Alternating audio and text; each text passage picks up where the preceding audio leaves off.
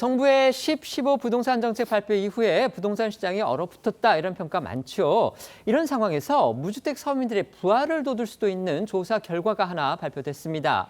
어제 경제정의 실천 시민연합, 약칭 경실련으로 알려져 있죠. 이 단체가 22대 국회의원들의 부동산을 전수 분석한 결과를 내놨습니다.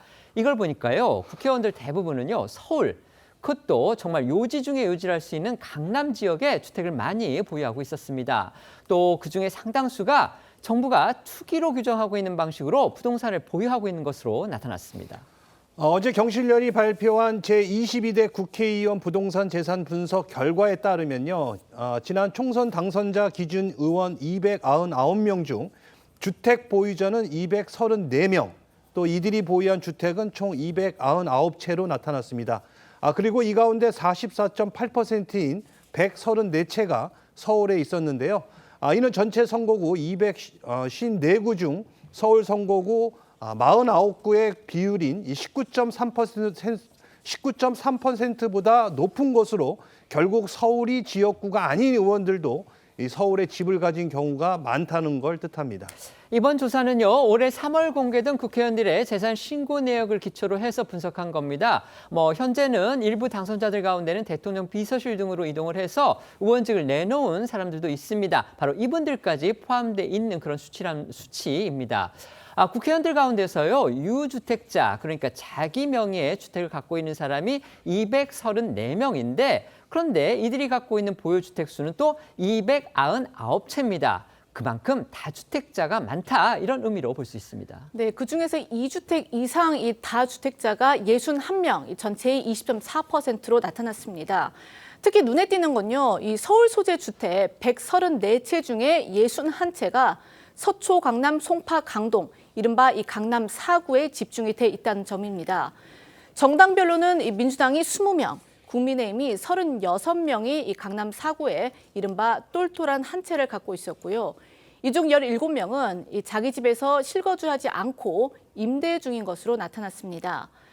또한 이 전체 부동산으로 보면은 국회의원 3분의 1가량이 전세 임대를 놓는 집주인으로 나타났는데, 민주당 현역 의원인 정동영 통일부 장관과 민주당의 정준호 의원, 국민의힘 곽규택 의원 등은 각각 전북 전주, 광주 북구, 그리고 부산 서구가 지역구긴 하지만 지역구에서는 임대로 살면서 서울 강남 4구에 주택을 갖고 있습니다.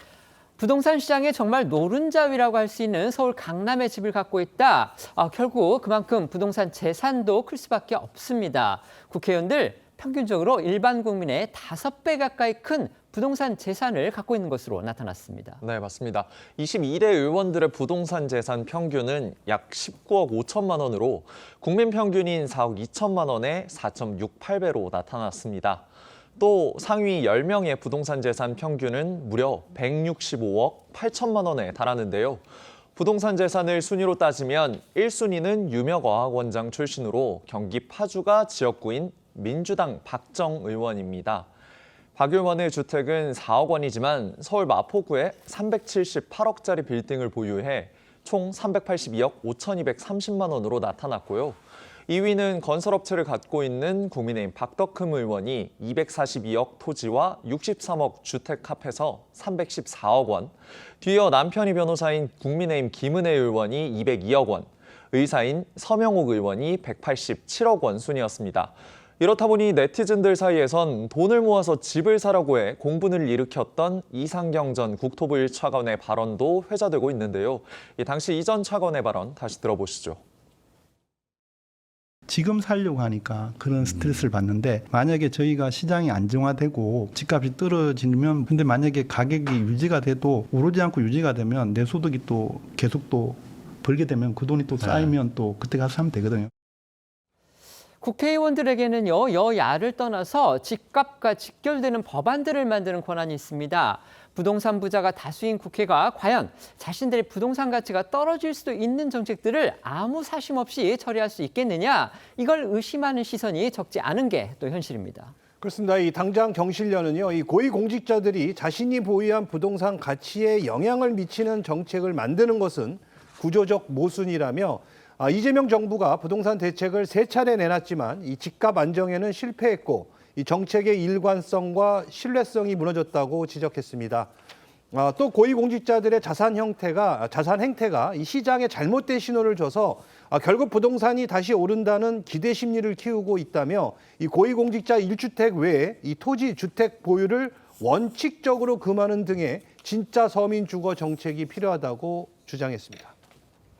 목소리 한번 직접 들어보시죠. 무엇보다 심각한 문제는 정부와 국회 고위공직자 상당수가 본인들이 규제하는 방식으로 부동산을 보유하고 있다는 점입니다.